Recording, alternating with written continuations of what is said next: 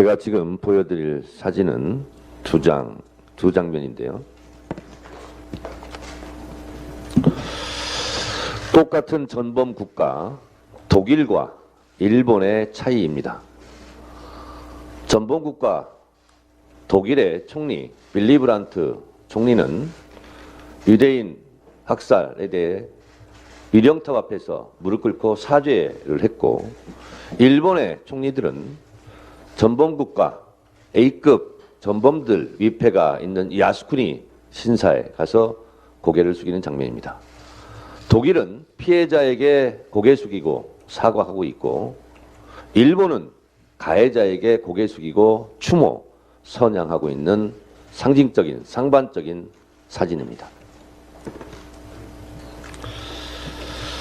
1970년 12월 7일 서독의 빌리 브란트 총리가 폴란드 바르샤바 유대인 위령탑 앞에서 무릎을 꿇고 유대인 학살에 대해 사죄했습니다.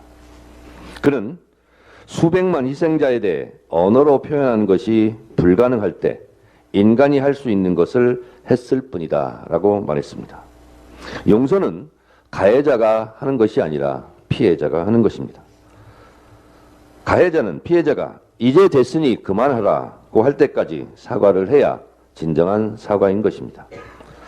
독일은 나치의 만행에 대해 빌리 브란트 총리의 사죄를 시작으로 끊임없이 사죄했습니다. 1985년 바이츠세커 독일 대통령은 전쟁의 책임이 이전 세대에 있다고 하더라도 독일 국민이 집단 책임에서 면책될 수 없다며 고개를 숙였고, 1996년 1월 27일을 아우슈비츠 해방 기념일로 지정해 매년 사죄의 날로 정하고 실제로 이날 가서 매년 사죄하고 있습니다. 2008년 메르켈 총리는 우리는 홀로코스트 때문에 부끄러움을 감출 수 없다며 고개 숙여 다시 사과했습니다. 독일은 2000년 기억, 책임, 미래 재단을 설립해 2007년까지 100여 개 국가에서 160만 명의 피해자에게 44억 유로, 한화 약 5조 38억 원을 배상했습니다.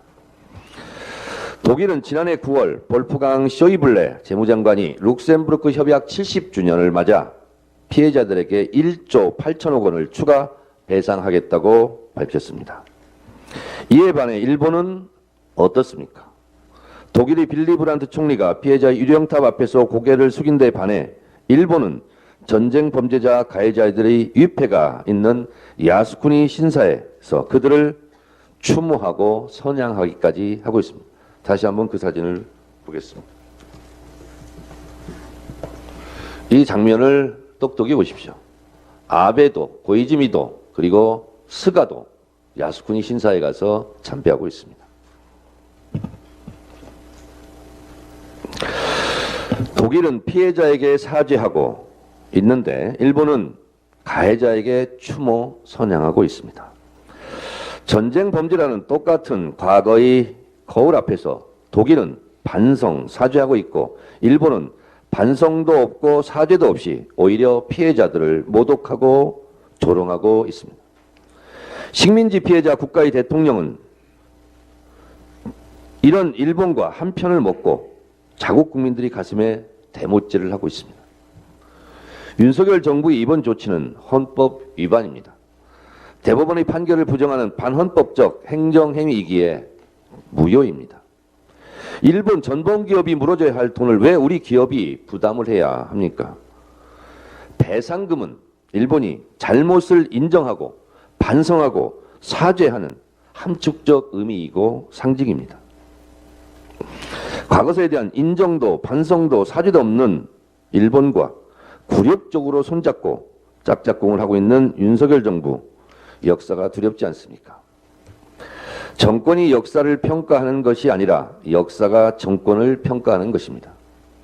현 정권이 역사 해석권, 역사 평가권을 틀어지고 있는 것 같지만 역사는 국민이 써내려가고 국민이 정권을 심판합니다.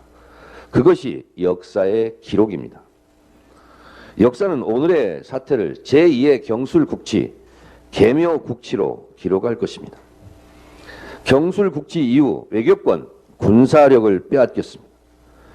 개묘 국치 이후 굴욕적 외교뿐만 아니라 한미일 군사 협력이라는 미명하에 우리의 군사 주권도 심각하게 위협받을 가능성이 높습니다.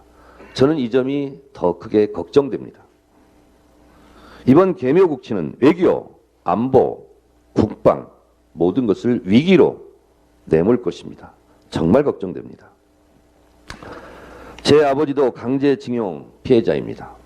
일본 홋카이도 탄광으로 끌려가 3년간 죽도록 강제 노역에 시달리다 목숨만 간신히 건져서 귀국했습니다. 이번 조치는 제 개인적으로도 절대로 용서치 않겠습니다. 윤석열 정부 하늘이 두렵지 않습니까? 천벌을 받을 것입니다. 이상입니다.